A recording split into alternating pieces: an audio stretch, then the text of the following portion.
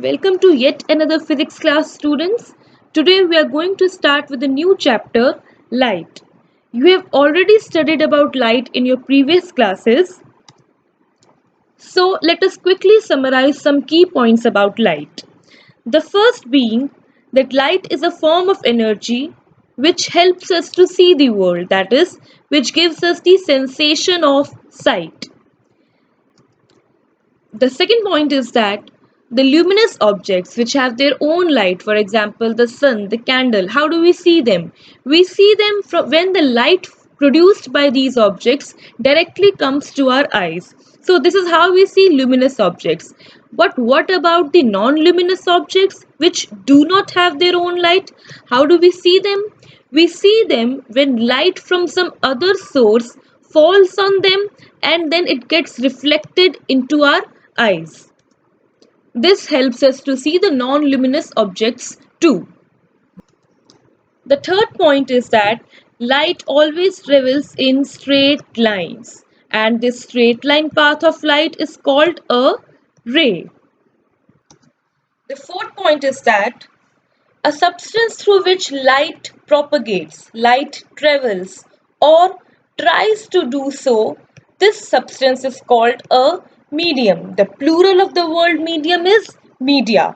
So, we all know that there are three kinds of media.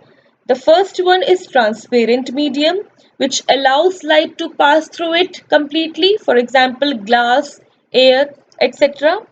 The second kind is translucent medium, which only partially allows light to pass through it, for example, butter paper. The third kind is opaque medium, which does not allow light to pass through it at all, for example, wood, steel, etc. Now, our first topic for the day is reflection of light. What is reflection of light? It is the bouncing back of light into the same medium after striking a surface. That is, light strikes a surface like a mirror and then it bounces back. It comes back into the same medium. This is called reflection of light. Here you are shown the diagram in which there is a mirror at the top. There is an incident ray falling on the mirror, and then after reflection, this is the reflected ray that comes into the same medium. And here we have also drawn the normal at the point of incidence. Now, there are two important laws of reflection. The first law says that the incident ray, the reflected ray, and the normal at the point of incidence, these all lie in the same plane. As you can see in the diagram, the incident ray, the normal, and the reflected ray all lie in the same plane. The second law says that the angle of reflection is always equal to the angle of incidence. And students, please note that these laws of reflection are applicable to all kinds of mirror, whether plane or spherical. Now let us discuss a special case about second law.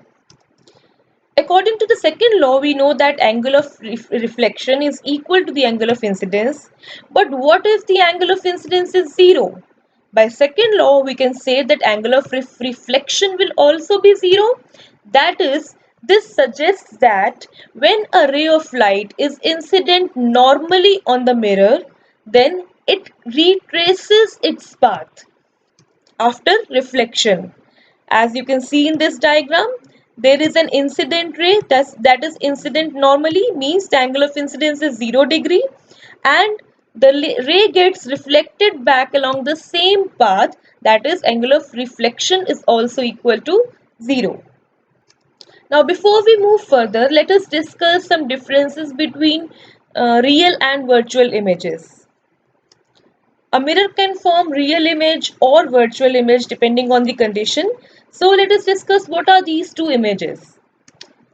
See, a real image forms when reflected rays actually meet, actually intersect at a point. So then real image is formed. But what if the reflected rays do not meet, but they appear to diverge, appear to come from some other point? then in this case virtual image is formed. So the first difference is when the reflected rays actually meet, real image is formed, but when they do not meet and they appear to diverge from a common point, then in that case virtual image is formed. The second point is that real image is always inverted. It can never be erect. Real image is always inverted. On the contrary, a virtual image is always erect. It can never be inverted. The third point is that real image can be taken on screen. If you put a screen on at a place where the real image is formed, you can see that on the screen. But the same is not possible in case of a virtual image. That is, it cannot be taken on a screen. So these are the differences between a real and a virtual image. Next, we discuss some characteristics of images formed by plane mirrors. The first characteristic is that the image formed by a plane mirror is always virtual and erect. As you can see in the diagram above, on left side is the object and on right side is the image. And you can see that the image is erect. It is not inverted. It is virtual and erect. The second point is that the size of image is equal to the size of object. As you can see in the diagram, both the image and the object are of same size. The third point is that the distance of object from the mirror is equal to the distance of image from the mirror. As you can see in the diagram, the image is as far behind the mirror as the object is in front of the mirror. So in case of a plane mirror, the image distance is equal to the object distance from the mirror.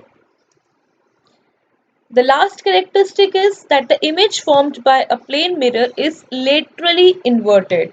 Laterally inverted means that the left side of the object becomes the right side of the image and the right side becomes the left side. For example, if you see your image in a plane mirror, you feel that your right hand appears to be the left side of the left hand of the image, and your left hand appears to be the right hand of the image. So this means the image is laterally inverted. So these are some characteristics of images formed by plane mirrors. That's all for this class. Thank you.